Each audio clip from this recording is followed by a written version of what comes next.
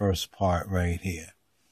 Okay, we're saving some word pics right here into our flat earth files. People say, well, what does ancient Egypt have to do with it? Well, even the ancient Egyptians knew that the earth was not a ball, and that there is a truth to the flat earth perspective.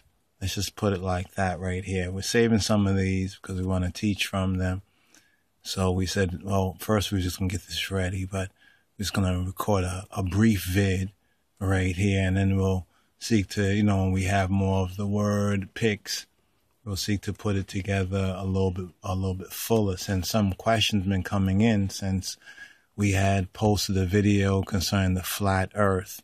The first thing that people will seek to do is they'll try to conceptualize it. And one of the things that make it difficult for us in this so-called Western Gentile state of mind is GE. And they say General Electric, but I will call it the Gentile imagination, what we have been made to believe. If you wonder, well, how come 1% is ruling 99%? It's not by overt force, but it's by coercion of a lot of ideas, pseudoscience. We call that pseudoscience. So this vid, we're looking at some of the ancient Egyptian pictures and, word art, as you can see right here. Well, that's not one right there, but such as, right? And in seeking to articulate what we are able to see by grace, in the real reorientation of the heavens and earth, what does the heaven, what's the true structure of the heavens and the earth based on Jah's word, not based on what the pseudoscience, has told us. What is the real? And we're looking here at also the ancient zodiac. They call it the zodiac or the heavens from, Dendera. Right, from Dendera. And people say, well, how could they know these things? In fact, if you notice, they'll tell us this is just ancient Egypt. But a lot of their so-called top scientists, right, and those who have gotten acclaim have studied this. But then they'll seek to tell you, out of kind of a religious spookism, not to even look at it or discern that, listen, the Bible says that Moses was learned in all the wisdom of the Egypts, and he was mighty in word and deed. And it was this particular image right here that came to mind as we are exploring the so-called earth is not a globe, my perspective, and the flat earth, so-called flat. And often we say it's not flat like a disc, flat. And probably do another vid to bring out that point. But in the revelation, I'll say it's a revelation, because what happens is this, that you look at the science of it, and they'll say that the sun is 93 million miles away. Well, how do they know this? They'll say, oh, through this theory of light and this and that. No, have you really gone there? So if they lied to us about the things that we can verify, why are we to believe them? Just to believe them. I mean, if they want to give us their theories, ones might say, I'm presenting my theory right here. I'm saying that even the ancient Egyptians, right? Even the ancient Egyptians knew that the earth was flat. That's what we're going to call this one right here. Even the ancient Egyptians knew that the earth was flat. And this is one reason why we can find a confirmation to the Torah or the Bible, because even the Bible, the New Testament, says that Moses was learned in all of the what? All of the wisdom of the Egypts. Actually says Egypts. The translators say the Egyptians, but we can get into those points of detail at another time. You notice in the oldest teaching in the Egyptian school, right? In the Egyptian school of thought, which Moses, the author of the 5 books of Moses, or ascribed author of the 5 books of Moses. Of course, somebody say, how could he write about his own death? Well, you have to remember that Moses was part of a brotherhood, a priest of the Hebrews, right? So yes, they continued and they wrote that part there, but people try to be funny. But here's what's funny. what's funny is that what we've been dismissing, such as the Bible, right, and even some of these word picks and art that we have, such as right here. This is said to be Geb, right? They tell us, well, this is the god Geb, right? And they say this is the goddess Nut, right? But this is Earth, right? Representing Earth. Remember, this was like a way of teaching children, just as we teach children certain moral lessons and certain other things through examples, through types. Now, recall that Moses, right, our brother Moshe, right, Musa, in his first book, he said that man was created from what? The dust of what? The earth. So man was created from the dust of the earth. Now, when man was asleep, according to Moses' first book, right, and a bone was taken from him, a chromosome, but they'll tell you a rib bone, okay, ribeye. The bone was taken, right, a bone was taken from Adam, right? And from that, the woman was made, but more correctly, the woman was built, right? So basically, where she came from, well, she was a gift from the Almighty, and the Almighty, he dwell in heaven. So you see right here how Nut, right, is represented as the sky. Now, if you notice, and this is what's made this very interesting to study, now we begin to recognize that Moses really has the key to Egyptology, what they call Egyptology and all the Kemetisms and isms. What resolves all those schisms and isms is the wisdom, right? The wisdom that Moses, right? So that Moses was learned in all the wisdom. The wisdom was like college, university, because even today, as we mentioned before, they study the so-called, not horoscope, but it's the zodiac, they call it the zodiac, the Mazarot in the scriptures called the Mazarot. That's why they say Mazel Tov, right? They say the Mazarot, right, of, Dendera. And there's much to that. But here, this vid, even the ancient Egyptians knew, right, that the earth was flat. Even most of the ancient cultures understood that. Now, of course, when you first say flat, people think, you mean flat?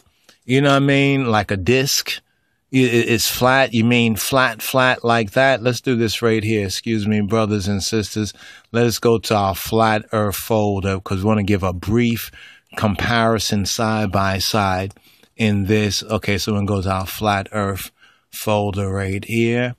We've been saving some. Now, as we mentioned before, it was by revelation that we saw it, because we read, ones who say, well, really the earth is flat, and they give their evidence, such as, and we'll point them out again, was the World's Last Chance Ministry. We found some of the readings and the feedings there to be very interesting, especially concerning the flat earth, and also Sabbath keeping, the lunar and the solar, some principles of it, even some paperwork that they had there for ones who are Sabbath keepers and would like to either take that time off from work. Some very good advice. Let's just put it like that. Some very good advice that was given, right? So we just point out but we're pointing to their site right now because of, let's do this right here, because of some of the information that we read there. And I was reading through, some of the frequently asked questions, because people say, well, if the earth is flat, how is it that we see what they call it again? Eclipses. And NASA must be right because they are even able to predict eclipses. Listen, primitive, pagan, and so-called heathen bush peoples and the north, south, east, and west were able to predict eclipses. That's not a biggie. We can, you know what? Let's give them a round of applause. Now they know how to predict so-called eclipses. That's no biggie, so forth and so on. But those frequently asked questions, because some of what we heard, we said, that makes a lot of sense. First of all, how are we going to trust the Gentiles or the Goyim, this BS, the Babylon system, on things that we can't see and verify for ourselves? You see something very interesting right there? Remember, see, this is the land right here, and when we compare that view with this view right here? What is the difference? Right? Notice if they wanted to have the woman wrap around, seeing that this is a kind of an abstract ancient art, they could have had her wrap around. Right? But notice that the man, or Geb, right? Gebre, the earth worker, Geb, he's laying down. Moses' first book, he tells us that man was what? He was created from the dust, right? Reformed, that he was formed, actually, not created from the dust, but formed. It's very, very important. Formed from the dust, right, of the ground. So we see man laying down right here. And even the type, the male and the female is very, very interesting. And notice the stars are in her body. See how the ancient Egyptians pictured is that the sun would kind of like go in her mouth and will come out from her womb, or in that fashion when it went through the heavens and the sky. Now, it might sound funny to us today, but what they were doing in almost like childlike speak, or in elementary language, like what we would learn, we're in kindergarten. You remember ancient Egyptian was likened to the garden. It's very interesting how the land of Egypt was, according to the scriptures, likened to the garden. So it's this picture here of Nut, the sky. Let's call it the sky principle, right? The feminine sky principle, and Geb, right? The masculine earth principle. When they get into this goddess kind of stuff, then they start to go into a lot of their kind of spookism, like superhero, like Superman, Marvel comics sort of thing. That's not the way the ancients viewed it. Remember what it says, that Moses was learned in all the wisdom of the Egypts. No wonder they killed Stephen, who testified to that. Remember, afterward it said that the people were in a great uproar, right? Or the Jews, we can say, and Saul was there. Saul is the pre-Paul name. Now, here's our conception of it right here. Here's what we have been able to see by revelation. Right? When we looked at the different models that are out there, right? We see from the different models that are out there that the earth, first of all, is half material, right? It is half material, or half condensated, right? It's half condensed. We often use this example, right? And what would be good right here would be for us to take this picture right here and put this side by side. We often liken it, and this is from Revelation. When I say Revelation, this is from reading what certain ones have put out concerning, hey, you know what? They've been, like a lot of us, we talked about the sun is 93 million miles away, and I said, wait. Where did we get that number from? Why is it 93? It could be 90 million miles away. It could be 36 million miles away. It could be 3 million miles away. It could be 6,000 miles away. I mean, how do we know how far away it is?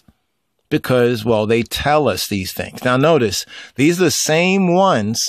Notice, these are the same, I'm talking about the same world, the Seclorum, the world, and the God of it. Remember, the God of this world is not the God and Father of our black Lord and Savior, Jesus Christ, Yeshua HaMashiach. Uh-oh, did we say black right there? See, it's those obvious things that they lied to us about that should make us take a little bit of caution at their theories of what the earth is like. The earth is a ball spinning.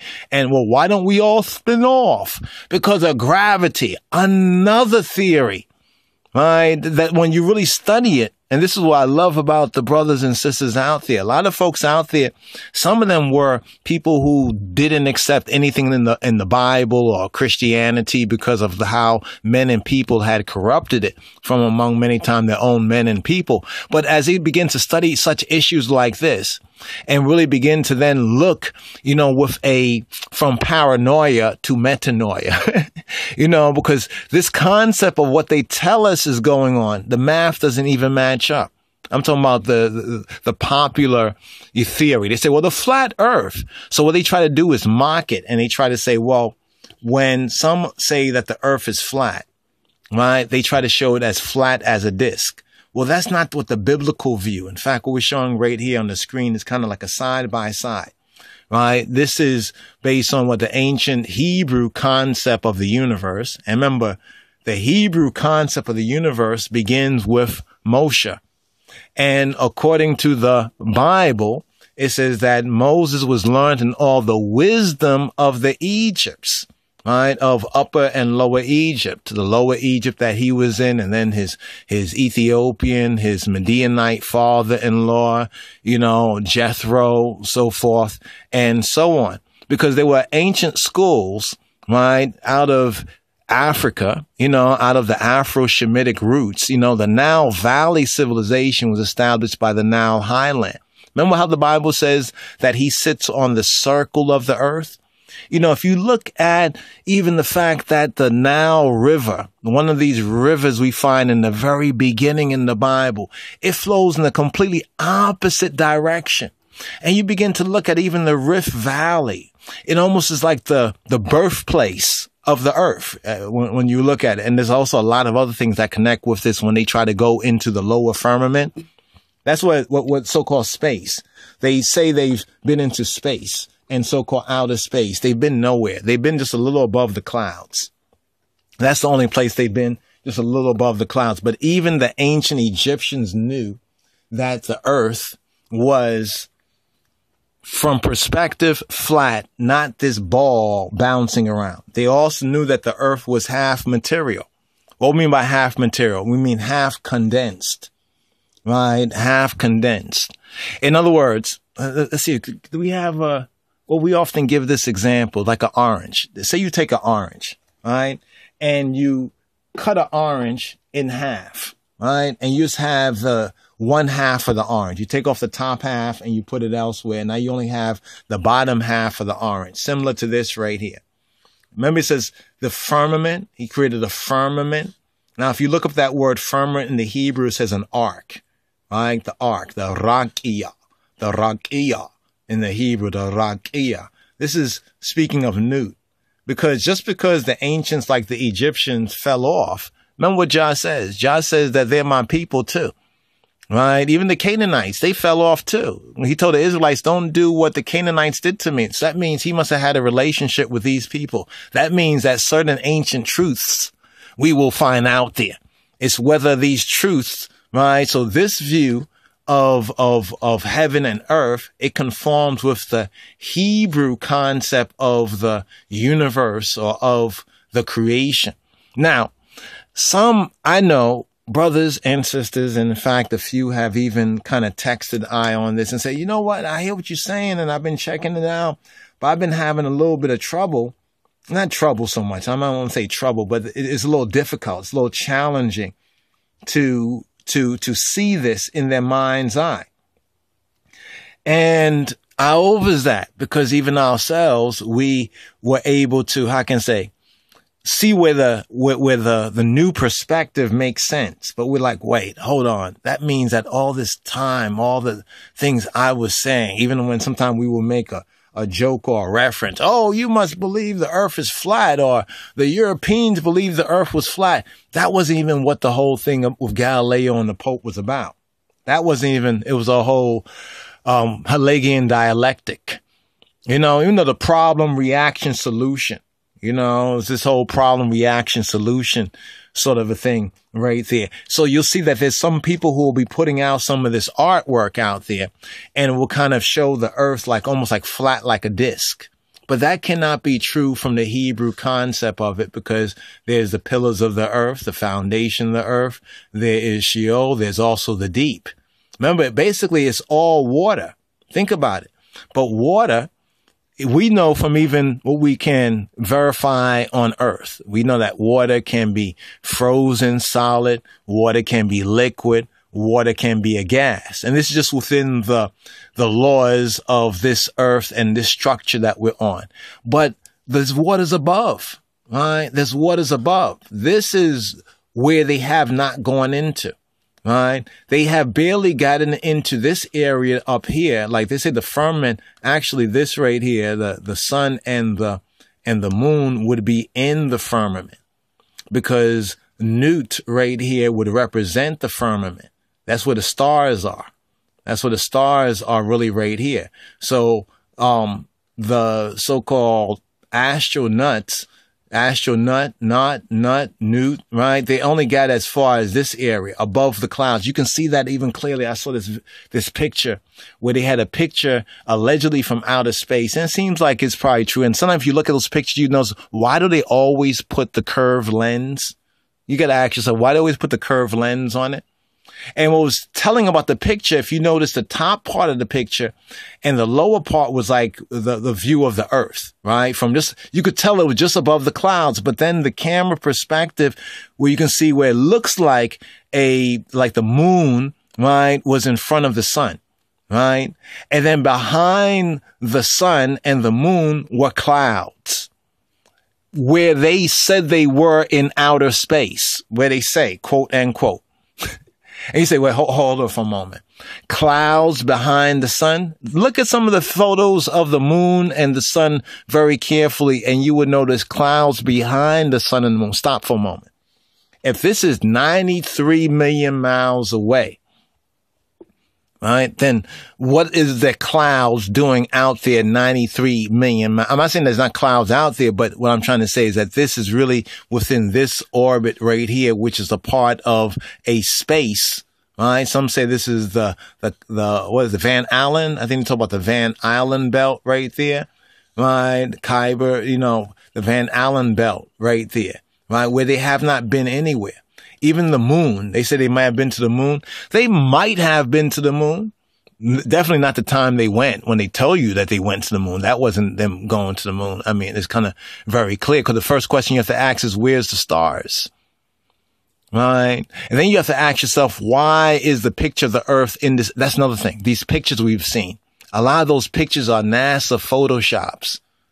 Even the pictures where we see, you see, maybe they show you Africa. Right? They show you like Africa right there and they'll say, okay, that's a view from space. Really? Tell me, if you had that such a good view from space, what's the first thing if you went into so-called outer space you want to do?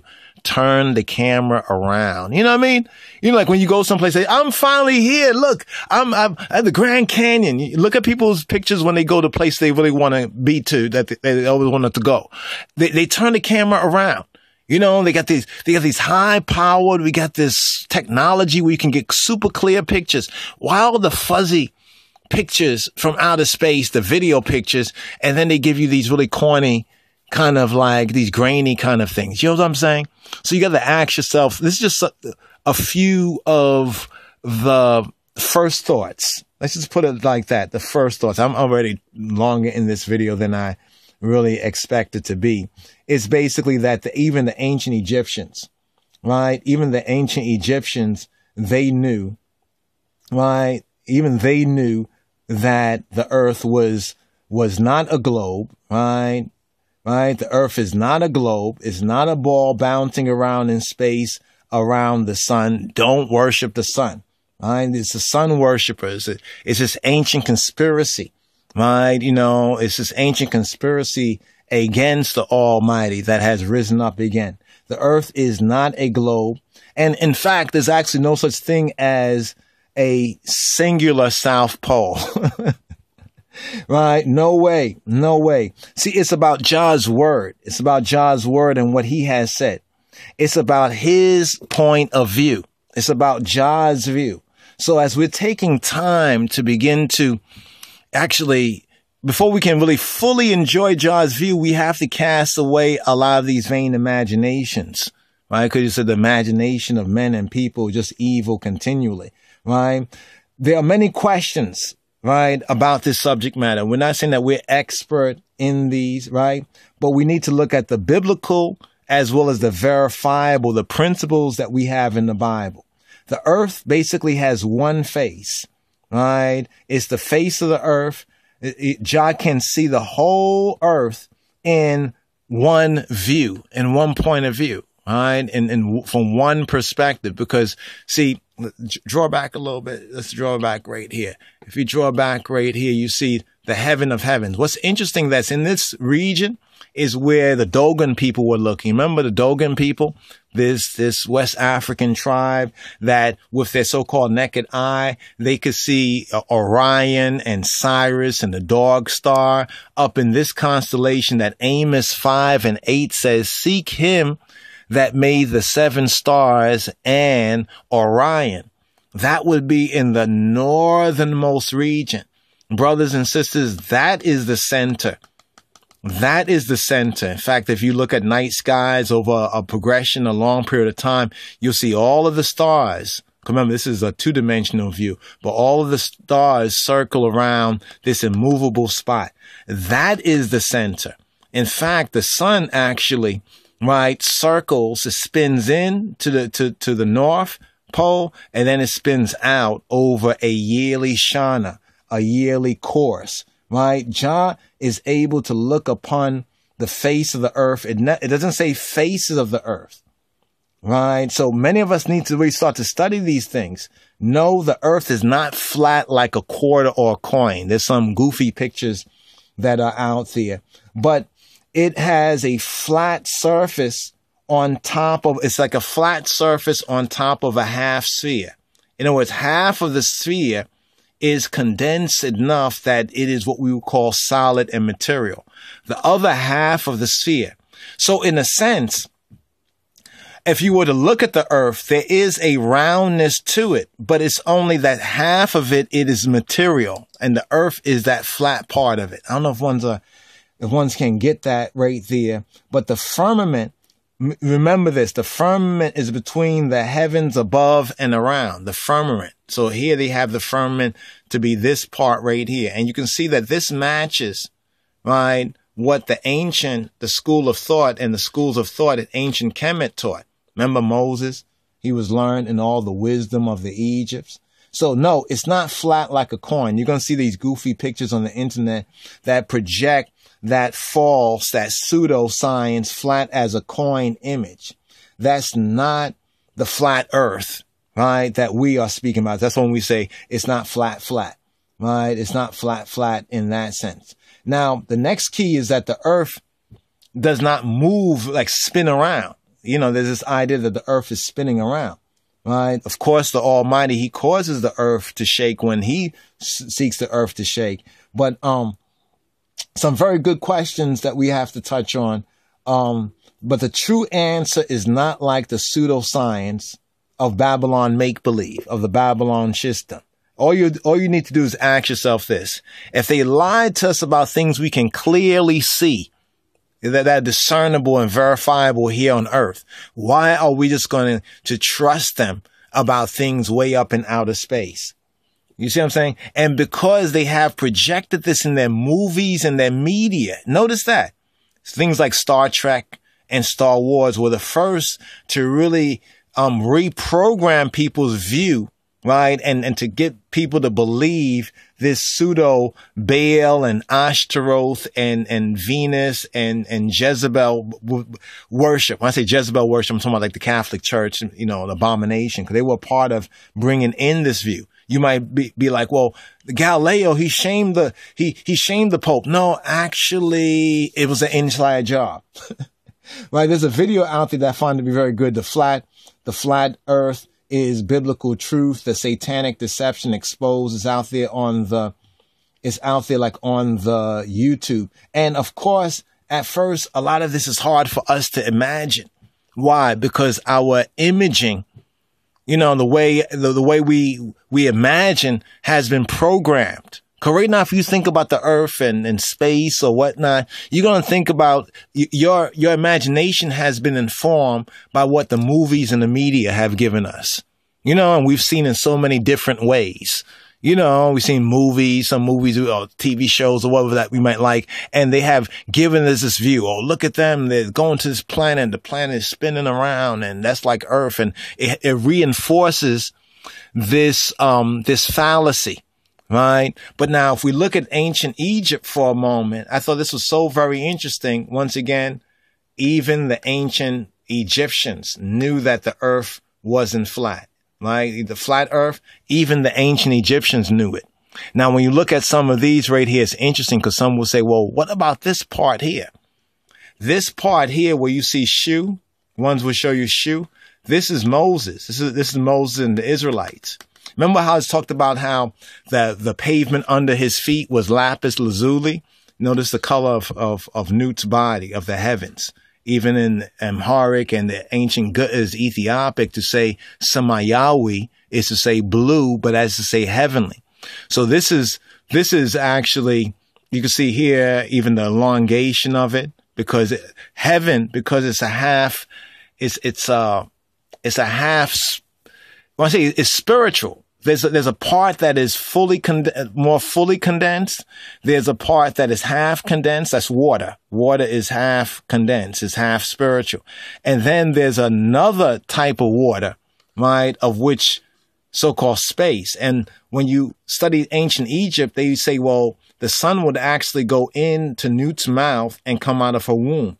This is where it's like the birthing or giving to birth of a new day. So we both have a parable and a metaphor, right? And then when you see this picture right here, you know what this is?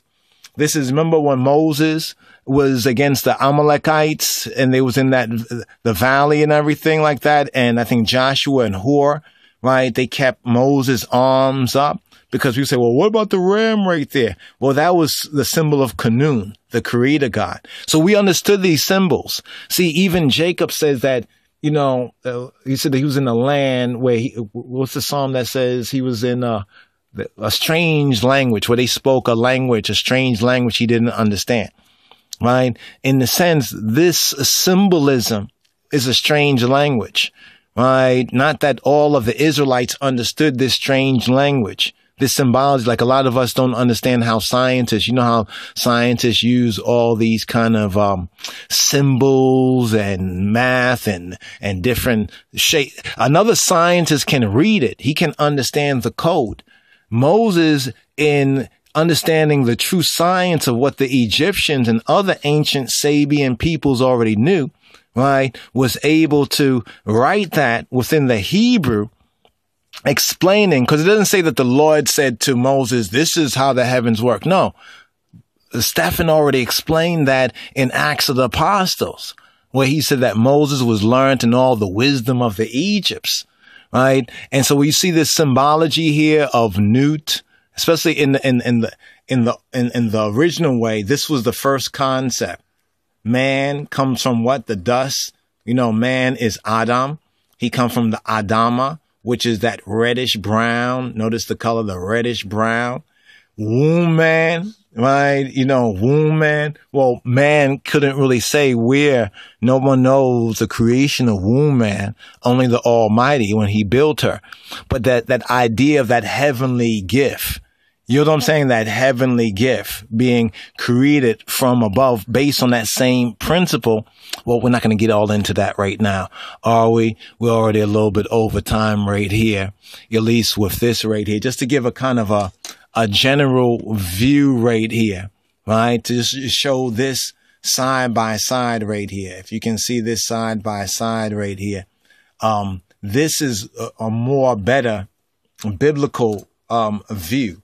Right. And to show that even the ancient Egyptians and other ancient peoples, well, I'll say the Egyptians, because this is where Moses, our connection is with those truisms that even the ancient Kamites, right, even the ancient Kamites knew. Of course, they got that from the ancient Ethiopians, and then Ethiopia is one of those rivers there in the very beginning. So we get to the womb, you know, we get to the womb, the birthplace, right, of, we could say creation on this flat earth. Amen. Now, that doesn't mean there's not valleys and there's not mountains, but the orientation of it, just as you see Geb right here, Geb basically laying flat, you know, Geb laying flat, and see this half arc is so very telling of the firmament and the stars in her body, right? That's where the stars are. People think the stars are way out here somewhere. No, they're not. The stars are part of that curtain, right? It says how he stretched out the heavens like a curtain, right? He erected it like a tent, right? So, yeah, amen, amen. This is Brother Yad and Brother Ras Iodonis of the Lion and Tribe of Judah Society. More to come on this. I hope this helps some of the brothers and sisters. See it for themselves, but just take the time to enjoy Jah view. As I say, how can we just accept their word on things in so-called outer space? You know, they say, oh, we've seen the other planets are out there. They're just like Earth. Show us a picture of it. Wouldn't that be the greatest proof? Show us a picture. How do they know? Oh, we're looking at the infrared. Okay, yeah. Right. Shalom, brothers and sisters.